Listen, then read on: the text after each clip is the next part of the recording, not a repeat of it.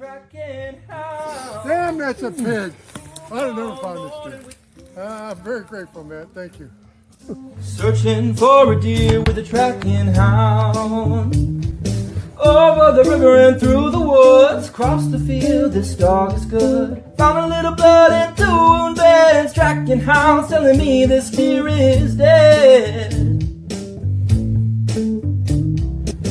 Over the river and through the woods, across the field, this dog is good. Found a little blood and two wound beds, tracking hounds telling me this deer is dead. Thank you. This is why you call a dog. Yeah. Hello, friends, fans, and followers. Matt with Tails on Trails Deer Tracking, joined today by Tom Monehan from the Missouri Deer Tracking Association, MDTA, right, Tom? Yep, Missouri Blood Tracking Association. Missouri Blood Tracking Association. Today, we are going to talk about the Missouri Symposium coming up the end of March. And Tom, what's that? I can't hardly wait. But I tell you, me too. I've like I told Marisa and Eugene on our podcast that I've been hearing about this for a long time, and I can't wait to get there. But we'll talk about the dates and we'll talk about it. But this is the preview show, talking about what we can expect. And I'm really stoked to get into it. But before we do, Tom, I'm going to try starting a new feature on the podcast. Fun facts with Tails on Trails Deer Tracking. This should be good. We'll see. I don't know how it'll go, but I'm going to read the first the debut. The debut fun fact. Debut fun fact for Tails on Trails Deer Tracking podcast. Here we go. You ready for this? I'm ready. The oldest documented scent trail. Do you know what it is? I have no idea. These dogs are pretty amazing. These dogs are amazing. I would tell you that. So I came across this, just a little quick background on where I got this fun fact. I don't know, last July I was at work, or no, I wasn't either. I wouldn't do something like that at work. I was looking for content to read, and I come across this article. This online article is titled How Long Can Scent Survive? Okay. And in this article, it cites a book, The Complete Bloodhound by Catherine Bray and Lena Reed. They cite the book, and in that book they talk about the oldest documented scent trail, at least at the time that I printed this in July of 24. This is what that article said. So I'll just read it. Let me just read it. You ready? Yep. Fun fact, debut. The Complete Bloodhound by Catherine Bray and Lena Reed. The authors write about how a new record in man trailing was established when a bloodhound handler named Norman Wilson and his three bloodhounds, Doc Holliday, Queen Guinevere, and Big Nose Kate. Do you recognize those references? No. Yeah, I do, but yeah. Yeah. I thought that was cool. Yep. Tombstone. But anyway, so let me start that paragraph over. Norman Wilson and his three bloodhounds successfully tracked a scent trail of three missing people lost in the wet, dense. I can't read the light. Here we go. In the wet, dense forest of Western Oregon. By the time Wilson worked his hounds, the scent trail was 322 hours or 13 days old. Wow. His hounds led Wilson to the bodies of the missing hikers. So that's just crazy. The oldest documented scent trail, at least that I could find, 322 hours. Can you imagine That's amazing. That? And what that article goes on to talk about is, scenting conditions matter, and obviously up there in the North Pacific Northwest, it's dense, it's wet and a lot of moisture. Perfect. Heavy canopy, so it's not burning away. So but nonetheless, I don't care. That's to still me is very that's an impressive. old trail. So you heard it here first, folks, There or you go. second, or Now we third. know. 322 hours is the oldest documented set line. For those doing the math, that's 13 days. Yep. Something for us to shoot for. Yeah. All right, fun fact. So Tom, thanks for joining, man. I genuinely appreciate it, buddy. Thanks for having me on. This is awesome. Oh, any time. I'm when I'm not tracking. So tracking is a bit of a compulsive disorder for me. Yep. And this podcast is a hobby, but it's part of my disorder. So when I'm not tracking, I'm trying to do something tracking. So Right. this little hobby podcast of mine is starting to get a tiny bit of traction, and it's pretty fun, man. And I will tell you, last year I would never had the guts to ask you to join, but you know, worst you can say is no. So That's right. get it, buddy. It's a lot of fun, man. So before we start talking about the MDTA and the symposium, which is the heart of this conversation, Tom, Okay. tell us a little bit about yourself and tell us a little bit about your tracking season. I never miss an opportunity to ask somebody about their tracking season, particularly a veteran like you. So tell us about yourself. Huh? Well, this was our 7th season. Okay. I started him as a puppy. I tracked with him as a puppy. So he's going to be 6.5.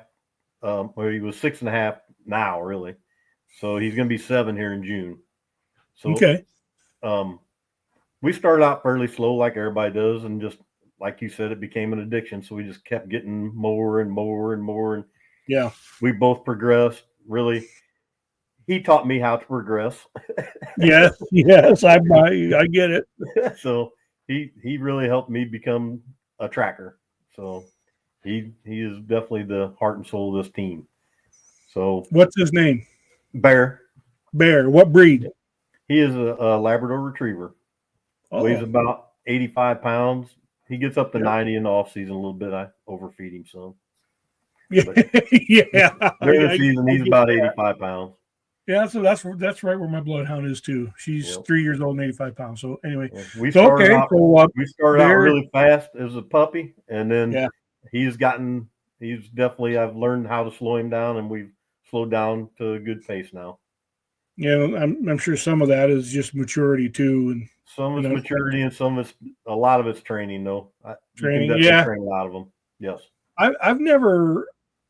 I started out with a German Shepherd, and when I say started out, it's just the first dog my son-in-law and I trained, and I tracked one season with her, but we only went on like 5 or 6 tracks, and I didn't know what I was doing, and I didn't know that she did know what she's doing, but I didn't think she knew what she was doing. Right. So we just didn't. Turn out Demi was great. She and I keep telling my son-in-law that I want to get her back on some practice lines because she could track. She still could. Sure. Now that I'm more experienced, I look back and like she's perfectly capable. She's doing fine. Yep. But I've never had I've never tracked with anything but my bloodhound. Yep. But I've heard people who have labs and just talk about their tracking style a little bit, and just I've heard, and again I want to emphasize I've heard. I want to act like I know this, but as a retriever, their nature is to when they miss a turn or something is to just cast out. Rather, a hound will tend to circle. I've heard this. I don't know if it's true, and that kind of breeds the speed. They're just right. So, it's all about training, I think, with it. Yeah. So I mean, you can teach them to tighten up their corners for sure, and they'll circle. And every dog has a right or left hand to them. They'll be like, "I'll turn right this time," and normally their go-to will be that, whatever that is. Yeah, right, whatever handed they are. Yeah, cool. So you got to pay attention to that. Yep. So, what's the name of your tracking service? Bear the Big Black Dog Tracking.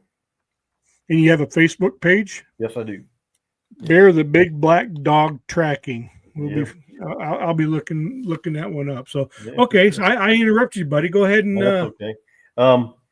So we generally take about 60 plus tracks a year, and our recovery rate over our whole career is around 50%, like 49 over his whole career, which that's not really the numbers I look at. I look at the deer left in the woods number. That's the number I worry about. All the other numbers, it doesn't mean crap. It's the deer left in the woods what scares me. So that's a very low average. Yeah, that's the one we keep low. Good. And I would have to imagine that your trajectory, my guess is that you didn't start out at 49% your first year or two. The first year was not. Ever since then, though, yes, pretty much. Really? Yes, That's sir. fantastic. Yeah, it was 40. It was 45 probably, and then like this year was like just a little over 50. That's really well. Congratulations, man. This year was a good year, though. We started out crazy good, and then through the middle it got pretty bad. And the rifle season, you know how rifles are. You don't know. Oh boy, no, I have. So last year we did really good with rifles. This year I don't think we did as well. I haven't broke my season down all the way yet. Yeah. Well, that's great, man. That's a little bit inspirational. That's fantastic, man. Good deal. And I think since Missouri went to dispatch, it's really helped too. Oh, tracker dispatch? No, not tracker dispatch, hunter dispatch. Oh, so was last year the first year of that? You have to excuse me. Yes. My bloodhound is being a bloodhound. Meathead. Stop. Leave it. Yeah, she's a little bit hung. Okay, so this year was the first year for hunter dispatch. Last year was. Or last year was. Yeah, last year was the first year for hunter dispatch. Well, I would imagine that would help quite a bit. How many? You know what? I had a listener. I'm glad you brought that up because I had a listener message me and say, "Hey, would you mind doing something talking about what to do when you come up on a live deer?" I'm like, "Oh, that's interesting. Yeah, I mean, let me think about that." How do you handle? I mean, how many live deer do you think you come up on in a season? And how do you handle it now that you have hunter dispatch? Usually 5 to 10, I guess. Probably five a year, roughly. It depends what the deer does. Yeah, If it just lays there, I'm happy. If it decides to fight, I'm not happy. Yeah, no kidding. We've been charged a few times. Have you? Yes. Oh, I carry a pistol with me, and I've had to use it a few times to protect us. Okay. So. Wow. I carry a pistol too. I haven't had to use it, but last year was the first year I ever pulled it. Yeah. We come. It was that night. We're an off-lead state in Michigan, you know. Oh yeah. So I have the benefit of being able to do that, and she was out ahead of me a little bit after dark, and this deer had been shot twice, and I don't remember, it was 15 hours or something after the shot, maybe. And she got out ahead of me. I could tell on my handheld the deer wasn't moving, or the dog wasn't moving. So I'm like, okay, I'm pretty certain she's on the deer. I got to the edge of the swamp grass. I could see her light flashing. I have a flashing strobe on her collar. I'm like, yep, way cool. So I start to walk over there to her, and she does what she often does when she finds the deer. You know, when I get close, she'll turn around and come to me. I'm like, okay. And when she came to me, I heard this rustling. I'm like, uh-oh, that damn thing's still alive. And there was just kind of this pile of, I'll call it swamp grass, blonde swamp grass. And I stepped around to the left to look where I thought I was going to find a deer laying down, kind of thrashing. Instead, what I saw 10 yards away was a big buck standing up, staring me in the eye. Oh man! I'm like, oh no! And, you know, we don't have the hunters weren't with me; they were way behind. Right. He was at last blood actually, and we don't have tracker dispatch in Michigan, so I just sat there having a staring contest with this buck, talking to the hunters on the radio, trying to get them up here quickly so we could dispatch it, because we can dispatch at night. Can a hunter dispatch at night in Missouri? No, just during legal shooting hours. Okay, yeah, we that's a luxury for us in Michigan. We can dispatch at night as long as they're with the tracker. So I'm trying to get them up there, and then the deer had enough of that and took off. So they finally got over there, and I'm like, we chatted for a few minutes, and I'm like, well, let's just see how, I was hoping maybe he just bounded and laid back down and we were going to be able to get a shot on it. So I said, but I drew my pistol and was actually had the hunter's friend behind me hold the lead while I held the pistol, and the dog was in front of us and he just followed me. He was right behind me. But it was that's the only time I've ever drew the pistol. Sorry about my long-winded story. Never fired it though. Yep. So I've had to fire it a couple times. They definitely wanted us bad. Yeah, I've seen videos. That would be scary. Scary. I'm not a very agile guy. You can't tell sitting here, but I'm not. I used to be, but I'm not anymore. Yep. I don't want to get charged. I ain't gonna outrun them, that's for sure. So I stood my ground. Yeah, that's for sure, man. Well, cool. All right. What else, Tom? Anything else you'd like to share about your tracking season? Any eureka moments, aha moments? Not really. Interesting. One of the story. first tracks out of the season this year. He crushed one for me. It was a mile and a half. I want to say he shot it. It was 12. It was 14 hours after he shot it, or 16, something like that. Yeah. And we suspected it was single lung liver gut is what we suspected it was. So it was like, well, I think we're good to go. We tracked it. We found 20 something beds along the way. Holy smoke. He just kept picking away at that trail, and it was early season, so it was pretty warm. So we had to stop for water a lot, and it made a lot of creek crossings, so water was available, and he laid in a lot of it. And he just kept getting going again. The deer would come out and make different turns at every bed, so he'd have to work a turn out of a bed, and he worked it all out. And we finally came up on the deer, and we was in big switchgrass like what you was talking about, and I looked over top of it, and he was laying there, and bear bit him, and he started to move a little bit, and I was like, oh crud. So the guy had his bow with him, and he was able to put another shot at him real quick and finish him off. But he wasn't going to get up, I don't think. He was pretty wore down. But it was a mile and a half track. It was a good one. That was like one of our first ones out of the season, and it was just awesome to see him to work that hard on it. Yeah, absolutely.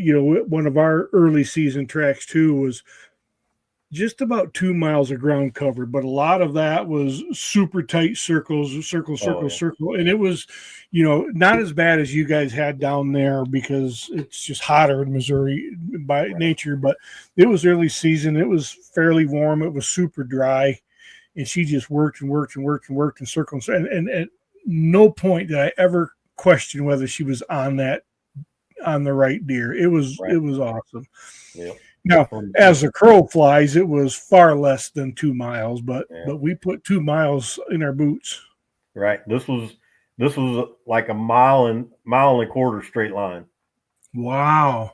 Yeah, it was far. Yeah. Well, that's awesome. It was a heck of a trail. I was super happy with him. Yeah, I bet you were. And Bear's your first tracking dog? Yes, sir. I've been around a couple other ones and beforehand, but like a friend of mine, when they first made it legal, he got a bloodhound right out of the gate the first year, and he started training him. And my son had back-whacked a deer, and I borrowed that dog, and we tracked his deer with that dog. Yeah, kind of got the bug in me for it. Boy, it doesn't take much, does it? It don't. You see that? It's just fascinating. Yeah, I get it. Yeah, it was a cool dog too. So yeah, that's great. Yep. So 8 years, you said? Yeah. This was our 7th season. You just wrapped up 7 seasons. That's right. You said 7. And Bear is 8 years old. How old did you say Bear was? He's 6.5 right now. He'll be 7 in June. 6.5 right now, 7 in June. So yeah, it's been you and him right from the get. It has. I fell in love with him the day we picked him up. That's great. Yep. That's great. We got to move on, or I'll be talking tracking. Go ahead. Tracking all day and night with you, buddy. I hear you. I love this stuff. That's why we're here to talk tracking. Yep. So if we move into kind of the heart of the conversation in the preview of the symposium that's coming up, and we'll get to the dates here in a minute, but it is before we talk about the symposium, Tom, tell us about the MDTA, its structure, its heritage, if you will, and its membership and its mission and all of that stuff, buddy. Oh, missions and all that. I'm not the guy for all that, but what I can tell you is it started I believe 18 is when he started organizing it full on and making it official Facebook page or whatever. Mm-hmm. And the first symposium was in 2019, I believe. That was their first one. It was in April or May of that year. I think it was May. It was May of that year after turkey season. Because they held it at Oak Creek, Donald Hill's place is where they held it at. And he did turkey sale hunts out of there. So he couldn't have it then. So he waited for that to end, and then we came in and did the symposium. So this symposium is my understanding, the grand poobah of tracking events. I've heard this more than once. Yeah. And you're telling me that this thing is only 6 years old and it has grown to be this renowned. Yep. It's only 6 years old. I Tom, even before we talked, we kind of outlined the things we want to talk about. We didn't talk about how, we didn't talk about how old it was or how many. I expect you to say 15 years or something. No. Holy smokes. I believe it was 18 they started organizing it, and then the 19 was the first year of the symposium, for sure. How many board members? So you have it's structured with a board? It's board members. President is Brady Hessington, and then Josh Ross, Kayla Ross, and me are all on the board.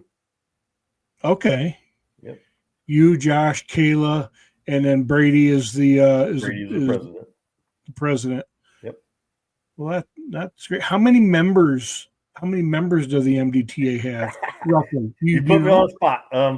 It's around 50. Okay. On the Missouri map. Yeah. Is that what you're asking? Yeah. Yeah. On the Missouri map, it's around 50. I see, between 45 and 50, somewhere right in there. Yeah.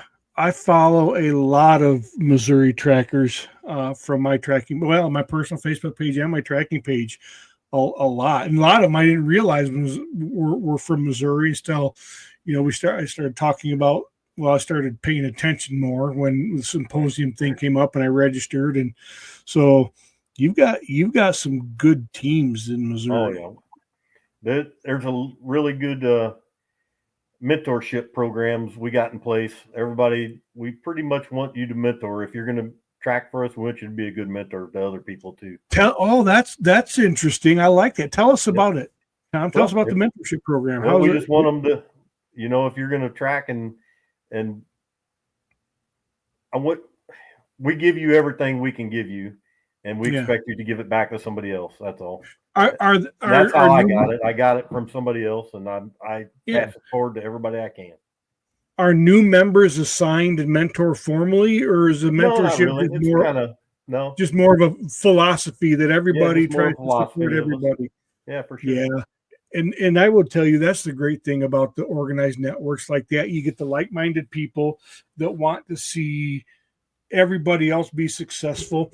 And when people are in the network and tracking and wanting to see other people be successful, you've really got something at that point. When they're not doing it guarding their own territory or guarding their own numbers and not wanting to help somebody because he's afraid he's going to take a track that he would have got or she would have got, that causes drama, and you'll never be as an effective, in my opinion, as effective as an organization as you could be. And, when everybody's embracing it that way, that's a force, in my opinion, again, a force to be reckoned with. And, my background, here we go. Legacy listeners, you're going to hear me talk about coaching football again, but Tom hasn't heard this yet. I coached football for 27 years before I retired. and that team building and that culture over scheme, I believe so deeply in.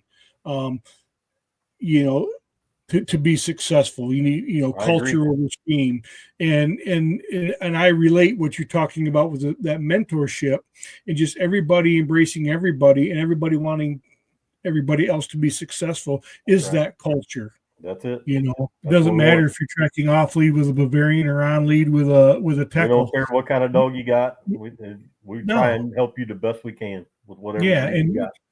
And your mission is to help, ultimately to help the hunter. Our main mission is to help the hunter. To help the hunter, and you do that by helping each other get better. Because when you're collective, when each tracker is better, you're collectively better, and the hunter is you're better supporting the mission. Yep. The whole program is set up to where we know that you're good enough that if the hunter calls you, we ain't got to worry about it. You did your best, and if the deer's dead, you probably found it. Do you have minimum, or I don't want to say minimum, but are there certain requirements? Yeah, we have requirements to get on the page and levels of the page. Yes. What are you able to speak to some of those in general, or? Kinda. I'm not perfectly up on them, but so I think you got to have 5 and UBT 1 to get on to be on the map at all. So, okay, I like that. And then you got to have 10 with pictures of where they was hit and how far they went and stuff like that. Okay. And they got to have actually traveled a distance, not just, you couldn't have just, we want them to be actual tracks, not a double lung you walked right up to. Yeah. So it's got to be 10 real world tracks that you had the dog that was a person was having troubles finding a deer and your dog found it. Yep. Well, I dub those probably errantly as real tracks, and I dug those known kills as training tracks. Correct. That's right. You know, is there an interview process or anything? Yeah, we talk it over. We know everybody on the map. We've met them, and nobody gets on the map without being met and talked with. No, that's cool. Yeah. Well, you know, in I don't want to say protecting the integrity of the network, but maintaining it. We're trying to protect the hunters. Yeah, exactly. No, that's exactly right. And what I like about that is, I don't even know what I was going to say. Probably stole it from you. Fell out of my head anyway. No, that's cool. Like I say, we're just trying to protect the hunters from getting ripped off, you know, and losing their trophy over something that shouldn't happen. Yeah, for sure. We send somebody that we know is going to find your deer. That's why we're an organization we are. And you know, for me, finding the deer, yes, we want to find every deer. We know most of the time you're not going to. Maybe if you're really good, Tom, about half the time you will. Right. You know, but in all seriousness, right? You know, for let's relate this to on lead tracking. You know, that south off lead, you know, catch and bait stuff, that's different. That's a different. They can get 75 tracking, but it's a different approach. Okay. Oh, yeah. But if we talk about on lead tracking, I'm even going to throw Michigan even there, even though we're off lead. You know, my approach, my off lead, different from what you know is commonly done in the South. And I don't say that as a indictment on the way the South does it. I just do it differently, right? You know, and want to do it differently. But they're incredibly successful. So you know, not only putting the deer on the tailgate is important, but I think the hunter experience and the making sure that hunter is treated well, and you know, I'm going to use the word customer service, but I hate that because I don't consider the people I track for customers. No, I consider them friends and hunters that I'm trying to help. But having that the personal skills to make the experience as pleasant as you can, because that's part of our stuff too on the map. You got to have that too. Of course. Yep. Yeah, you know, because most of the time you're not putting the deer on the tailgate for them, but you don't want them to not be bummed because they're not getting their deer, and then be upset because they had a jerk tracking for them. You know, you got to be professional, and your dog's got to be professional. That's for sure. That way, I agree. that way, it goes a long ways into if the hunters are certain what you're telling them is the truth. Yeah, you got to have credibility. The dog's got to give you your whole system has to have credibility. That's right. Yep. Well, that's cool. Yep. Cool. That is why we do the symposium. Really, we want all of our trackers to come to it too. That way, they can learn some more, even to even get better. Yeah. Well, you can always learn something. I've always said it, and I've said it on podcasts. The more experienced you get, the less you know. You'll learn. Yeah.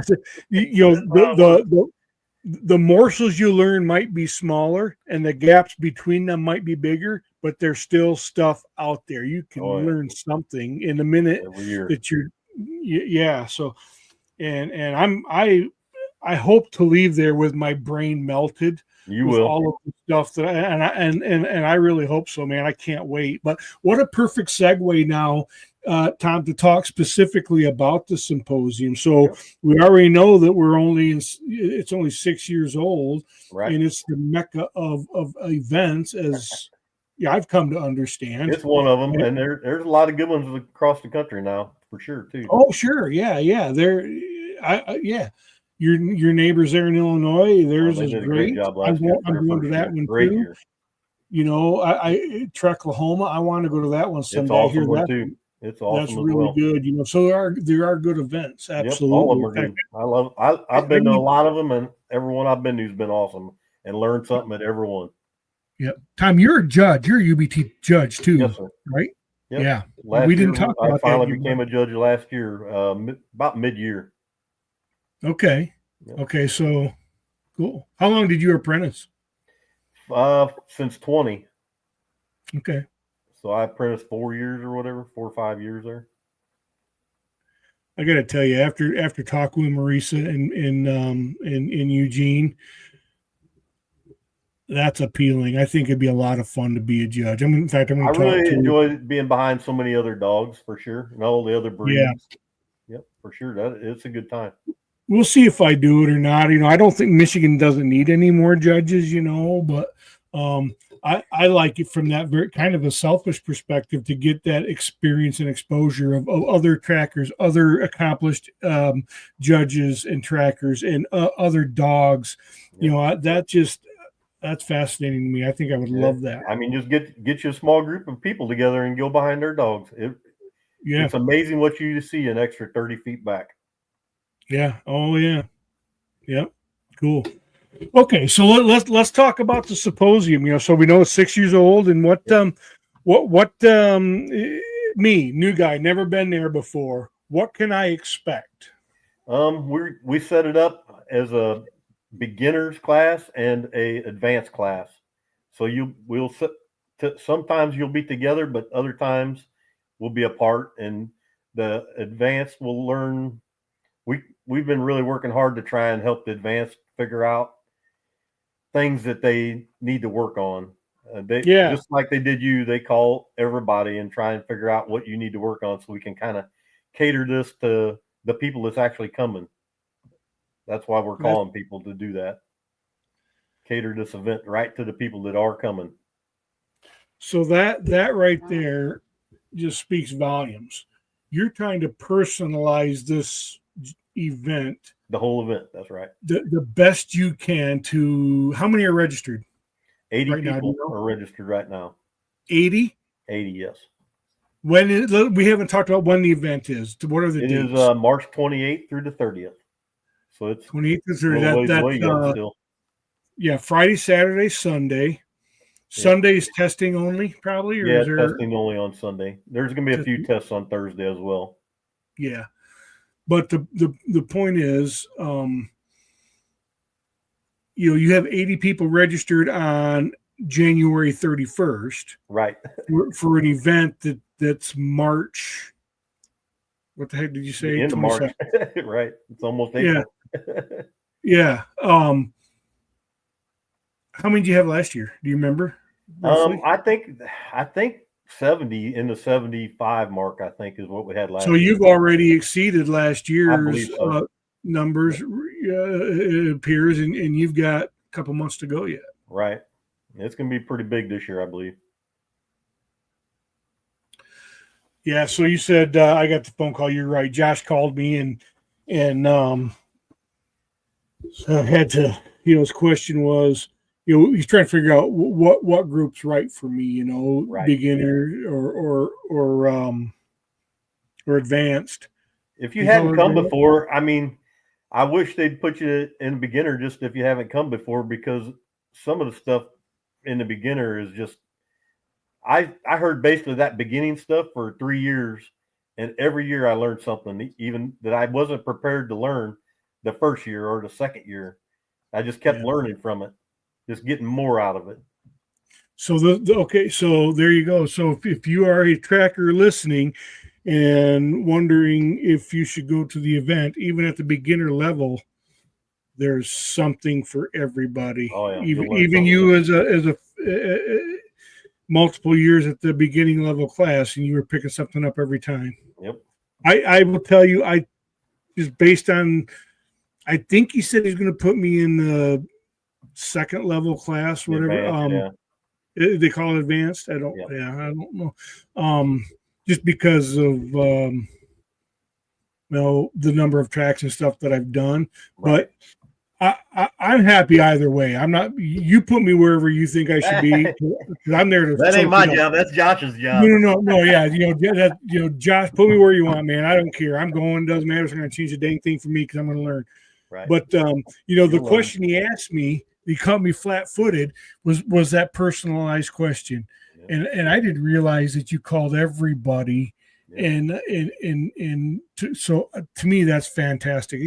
What do you want to learn about your dog? He said, and I'm like, you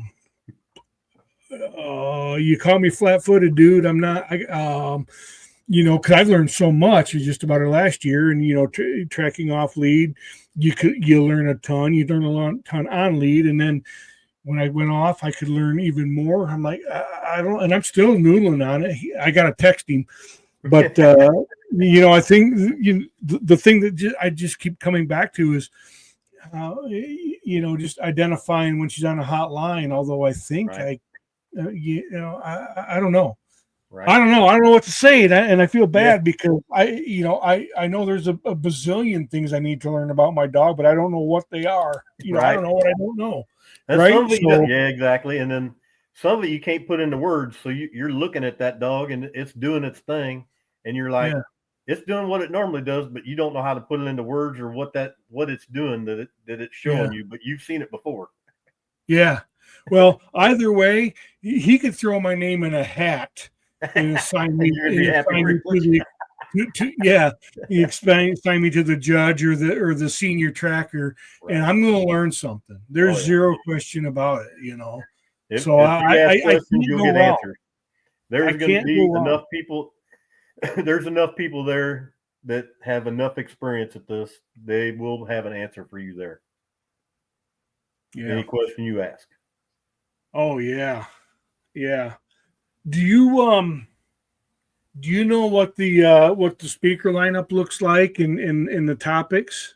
We've got a rough idea what's going on with it. Still in development. It's still a little in development. It's a little fluid yet, but Brady's getting it knocked down. He ran through it this week and he put it on here. I can read it maybe if you want to do that. I can read it. Yeah, go ahead. If you're able to share it, I'd love to at least get some highlights for the listeners and stuff. Yeah, I can share what we've got to this point. Yeah. So, in the meantime, why don't we go through the judges? Who's going to be there? Oh yeah, I'd love to. Yeah, let's hear it. We got Al Sherman, Gary Blessing, Eric Peterson, Kenny Wall, Chad Tate, Mary Wilson, Josh Ross, Brady Hessington, Doug Girth, Lindsey Kiefer, Darren Dorn, and me.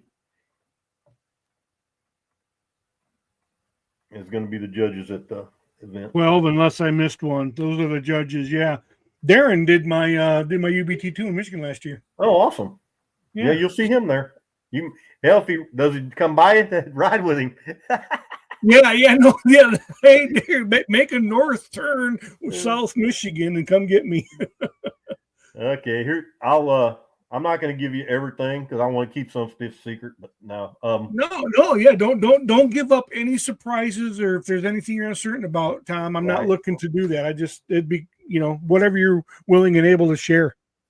So with the beginners, we got a puppy clinic starting with Al Sherman, and then the advanced is when things get tough with Gary Blessing. Oh yeah. The advanced will go lay lines, and then the beginners, not long after that, will take a break. Then we'll do a tracker's first year in review. That'll be for a beginner. And then track management. That'll be with Don Carpenter. The first year in review. Yeah. And then the hunter, track management, hunter interview, stuff like that for the beginner. Josh Ross is going to do. The advanced will be doing troubleshooting your season. That'll be with Kenny Wall possibly. And then we're going to talk gear. That'll probably be with everybody. That'll be Gary and Kinsey is what we're thinking. Yep. And then at the end of the first night on Friday, we're going to do a roundtable about training. So anything you want to ask about training, we're going to do a roundtable on. Who's the panel? All those people. A lot of judges will be on the panel. I'm not sure who all yet, but okay, it'll be a panel of mostly the judges. Nice. That'll be the first night, and at the end of the Friday night, there'll be a dinner auction and stuff that we have, like a live auction there and stuff. Okay. And I think we're doing a drawing for a bow that night and everything else. It's gonna be pretty cool. And then on Saturday we'll do obedience and field skills with Kayla, and then possibly some GPS apps like this for beginners. The GPS apps, kind of like the Onyx stuff. Yeah. Me or somebody else is going to possibly do that. Tell you how to run your Onyx on tracks and how to navigate on it and stuff. Yeah. If you don't know that much about it. Yeah. And then they're going to do beginner practice with a purpose with Eric Peterson. Yep. And advanced with, it's going to be a Dick Stahl method of tracking. I don't know if you've heard of that. Sit box work and stuff. Oh, cool. Advanced is going to do that with Stephanie Pack. And then the beginners are going to lay lines, I guess, around lunchtime, looks like. We got a test area for them to go, or a practice area. So you can go out there and lay lines and then go back later and run them. The advance is going to do trauma and triage and extraction. So if your dog gets hurt in the field, I think Brady's going to do that talk. We're trying to get a veterinarian to come, but he's a doctor. So if we can't get a veterinarian to come, he's our next best option for that. Brady's a doctor? Yes, sir. Oh, that's cool. Yep. And then the beginners later in the afternoon will run the lines that they laid earlier. And the advanced will have run lines like the advanced work. Like if you're saying you're having troubles with your directional searches, we'll set you up something so you'll do a directional search. Yeah. So that on the advanced, it's going to be catered to what that person needs. And we're going to try and group. So if we got 5 people that's having troubles with a certain thing like line discipline or directional searches or scent pools or 40,000 things me and you can name. We're going to try and group that together. So the people that are having the trouble is going to be in the same group so we can work on that together. Okay. And then the advance will run them lines later. And then they got like an obstacle course. They're going to do some kind of a fun thing that they're planning. I'm not sure what that's going to entail, but there's going to be an obstacle course for the dogs. Oh, I was going to say for the dogs or the handlers. Yeah, both now. See how you handle your dog in an obstacle course, basically. Oh, okay. All Like right. stopping at a line or whatever. I'm not exactly sure what all that is. If they got a piece of food there that they're going to make sure your dog won't just scarf down while you ain't looking. Yeah. That'll be a round table at the end of that night. It'll be about tracking. So whatever tracking question you have for a panel will be I then. can't wait, man. I can't wait for this time. Yep. It's gonna be pretty interesting. So here's my problem. Okay. Everything you listed that in the beginner group, and You want to know, right? I want all of it. I want all of it. Right. Well, you can pick and choose probably, but staying with your group is a good idea. Yeah, I'll stay with whatever unless there's just something. You can put it. If you want to go to the beginners, go to beginners though. Yeah, I don't know. We'll see. You can pick too. You can pick. Don't do it the day of though. Make sure it's ahead of time because we organize it It's pretty organized normally. Oh yeah. No, I'm not going to upset the apple cart. I'm gonna go with whatever. It's your day though, so do it how you want. So I can tell you.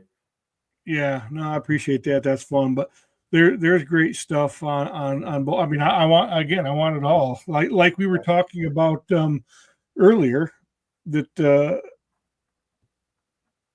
even you, multiple years at the beginning, you pick something up every time, and you can learn it. I mean, somebody's going to get something.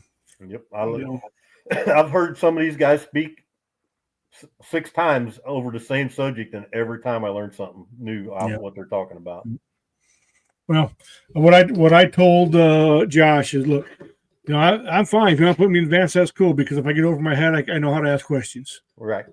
Sure. I don't think I'll be over my head. No, you won't at all. But that's not to say also at all that there's not a whole bunch of good stuff that could be picked up in the beginners. Oh yeah, for sure. So I'm just gonna let the universe figure out where I'm going to be and soak it up. Yep. There's some trackers there that you better, if they're talking, you better just close your mouth and listen, because they know what they're talking about, and you will learn. Oh my gosh, I'm thrilled to death with it. Yep. I can't wait to get there. Everything Al says, I eat up. He does a great job with. He's very articulate about how he tells stories and how he explains how things happen. So yeah, he's been a big inspiration for me on this whole thing. I'm looking forward to seeing Al speak. Oh, he's awesome. I'm looking forward to it. I mean, he's in, member of our Michigan Deer Tracking Network. So we, I see all of that stuff, but I've never been to an event where he's been a speaker. So I'm thrilled to death about it. Where are we at? Yeah. So what about special features? I've been watching I've been following the MDTA Facebook page, and you've been leaking out, teasing certain features and stuff for the symposium. What have you got for us, buddy? Well, we're selling out like 3 of our judges. So we asked them to pimping them out, huh? Yeah, we're pimping them out. We decided they needed we sold a dinner meal with them. So we buy whoever bids on them and gets them. They go out to dinner with them and have a one-on-one conversation with that judge. That is pure gold. Yep. You can ask them questions and they can help you one-on-one with whatever you need with your dog, and whoever you're sitting with can't answer the question. There'll be people there that can still answer, but the 3 that we're sending people with, they probably got the answer. Are you able to share the judges? I can. It'll be Al Sherman, which you better bid high, because I'm bidding on that one. Then, no kidding. And Gary Blessing, which he's a good one to bid on too. I'd sit with him anytime, and Eric Peterson. Absolutely. So all 3 of them guys, pump them for everything they got. They're all great trackers, and all 3 of them are very articulate on how they teach. Yeah. So it's really good. I can't wait. Really good to talk with any of them 3. My problem is I don't stand a chance of winning any of those, because I know you're going to have Yeah, I don't know, man. I think you're gonna have some high rollers there, and No, I don't know if it's a high bid or if it's a ticket or what it is exactly how they're doing it. oh, okay. If Yeah, I if don't. it's a ticket and raffle, then I'll be in the Yeah, it may mix. be a But raffle or it may be a. They may bid it. I'm not sure exactly what their plan oh, is. okay, okay. I didn't know if it was. I guess for some reason I thought it was going to be an auction, silent It auction. may But be an auction. It might be a silent auction. I'm not sure. but Or I auction. don't know why. Might I be a don't know live why I auction. thought. I don't even know that. Yeah, I don't know why I thought that though. Yeah. Maybe I just assumed. Like I say, a little bit of this stuff is still in the planning stages and pretty Yeah. fluid still. Yeah. So Tom, where can someone go to learn? Any listener now that saying, "Hey, man, that sounds like the greatest thing since sliced bread. I better get registered for that." How do they do it? Go to MissouriBloodTrackers.com. Website? Yep, just go to our Okay. website. All the information's on there. MissouriBloodTrackers.com. That's it.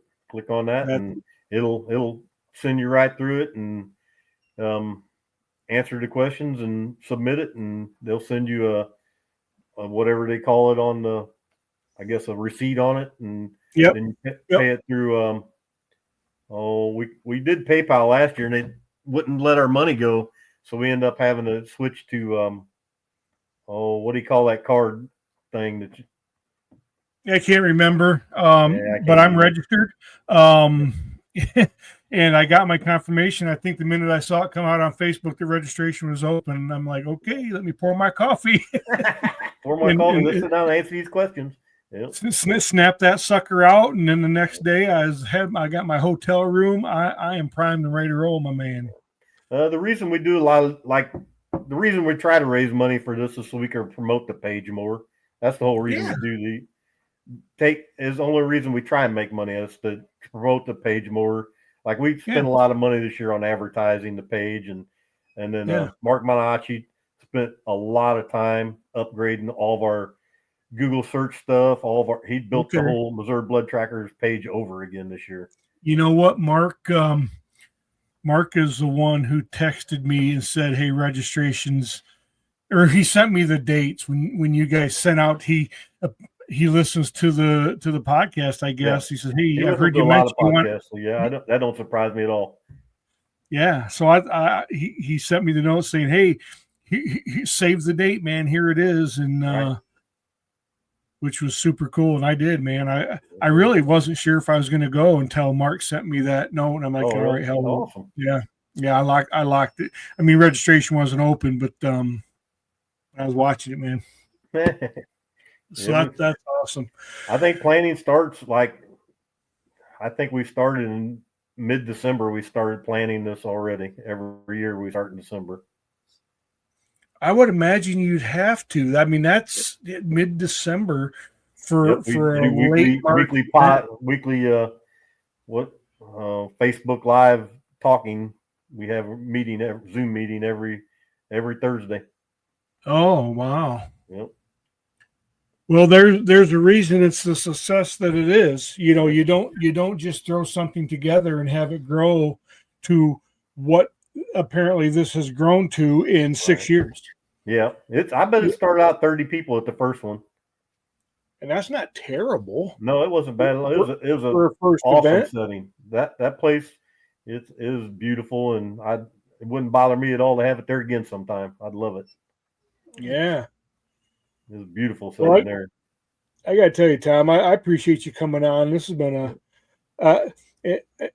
it can't get here fast enough. I can't wait. I think I'm going to hit 3 events this year. I'm going to Missouri. I'm actually going to test in Illinois for my off lead. I'm going to get my off lead cert, so I'm going to test there. And then, you can't not go to your home state. So I got to go to the Northern Michigan Packers meetup in August, and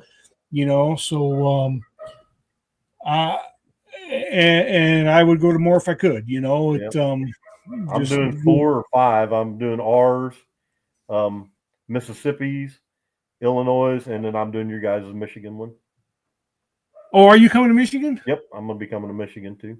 Oh, great. I'll see you up there then. Yep, for sure. I need to get a hold of I need to do the preview show like this for Tracklahoma, because that's right on the heels of yours, I think. Yes, it's like the weekend right after, from what I understand. Yeah, the following weekend. Yeah. I might reach out, see if they want to, see if anybody in the Oklahoma network or Oklahoma administration would like to come on and preview their show. Yeah, get a hold of Katie or Melissa. Yeah, I will. Katie Sanderson or Melissa Saylor. Okay. Either one of them would probably be more than willing to come on.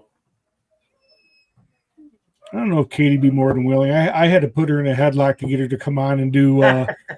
She was actually been on the show before and talking about Jonathan Beachy's UBT successful UBT 3 that last year. Oh, and, yeah, I did watch that podcast too. Yep.